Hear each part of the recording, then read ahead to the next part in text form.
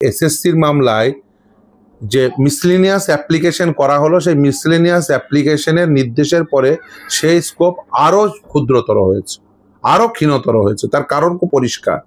সেখানে SSC undertaking দিচ্ছে যে তারা 31 মের মধ্যে তারা অ্যাডভার্টাইজমেন্ট করবে, 31 ডিসেম্বরের মধ্যে নিয়োগ প্রক্রিয়া সম্পন্ন করবে।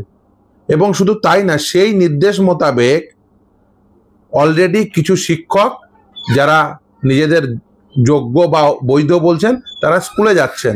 ফলে সেই যে নির্দেশ, সেই নির্দেশের এক্সিকিউশন হয়ে গেছে। জাজমেন্টের পরবর্তী নির্দেশ এবং সেখানে আন্ডারটেকিং দেওয়া এবং সেই তার বেনিফিট হিসাবে স্কুলে যাওয়া, অর্থাৎ জাজমেন্টের এক্সিকিউশন হয়ে গেছে। তারপরে আর কিসের পুনর্বিবেচনা? ফলে পুনর্বিবেচনার স্কোপ ক্ষীণ থেকে ক্ষীণতর হয়ে গেছে। এই অবস্থায় দাঁড়িয়ে দেখুন, রিভিউ করতেই পারে না আইনসঙ্গত।